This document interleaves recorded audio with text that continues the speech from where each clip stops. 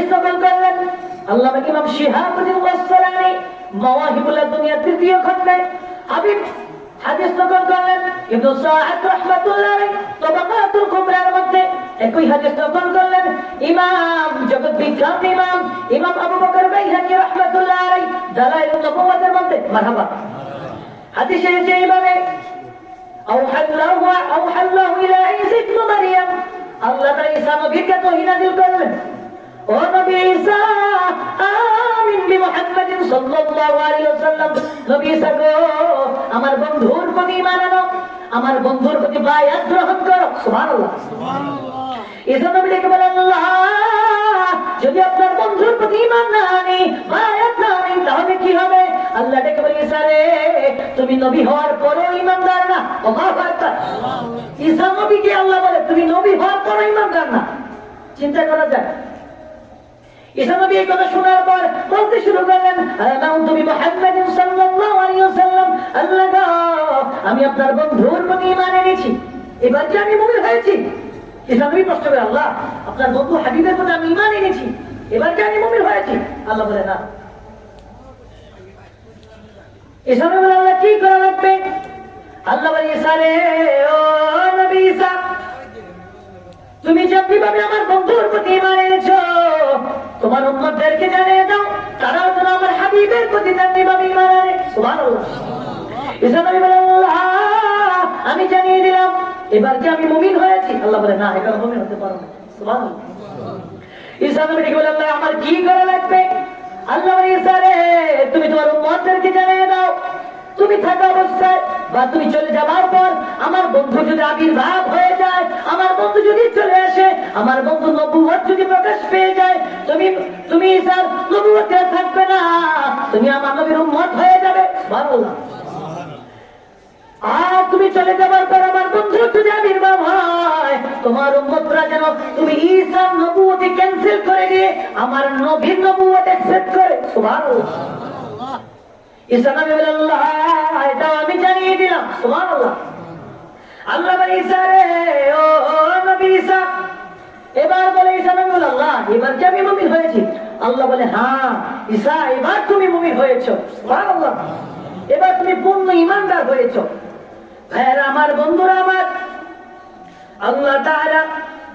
তাআলা পরে বলে ঈসা বলে আল্লাহ এমন একজন নবী আপনি বানাইলেন পাঠাইলেন এই নবীর আরেকটু কি গুণগান আমাকে শুনিয়ে দেওয়া যায় না সুবহানাল্লাহ বলেন না এটা দুরূদ শরীফ পড়েন আল্লাহুম্মা সাল্লি আলা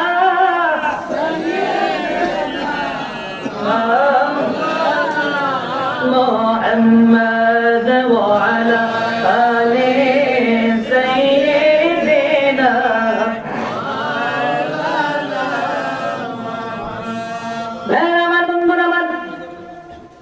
ঈসা নবী বলেন আল্লাহ কেমন নবী বানাইলেন রাসূল বানাইলেন ওই নবীর কি একটু গুণগান আমাকে কে শুনে দেওয়া যায় না আল্লাহ বলে ঈসা রে ও নবী ঈসা ওই নবীর শান তুমি শুনো লাউলা মুহাম্মাদুন খলাকতু আদম ঈসা রে আমি যদি আমার বন্ধুকে না বানাইতাম আদমকে বানাইতাম না ওয়ালাউলা মুহাম্মাদুন মা খলাকতুল জান্নাতা ওয়ালান নার আমি যদি আমার বন্ধু মুহাম্মদ সাল্লাল্লাহু আলাইহি ওয়াসাল্লামকে না বানাইতাম আমি জান্নাত জাহান্নাম বানাইতাম না ওয়ালাকাদ খলাকতু আরশি আলাল মা ঈসা রে আমি যখন আরশটা বানাইলাম আরশটা কম্পন শুরু করে দিল নাচানাচি শুরু করে দিল আমি আল্লাহর আর বুঝতে বাকি রইল না ফাকাতাবতু আলা সাকিল আরশি সবাই আমার সাথে পড়েন লা ইলাহা ইল্লাল্লাহু মুহাম্মাদুর রাসূলুল্লাহ আমি যখন আরশের পায়ায় আরশের খুঁটিতে আমি আল্লাহ নামের পাশে আমার বন্ধুর নাম যখন লিখে দিলাম রে চিরদিনের জন্য আরশের নাচানাচি আর কম্পন বন্ধ হয়ে যায় মারহাবা পড়ে এই জন্য কবি বলে লামিয়াতি নাযিরুকা ফি নাযরিন মিথলে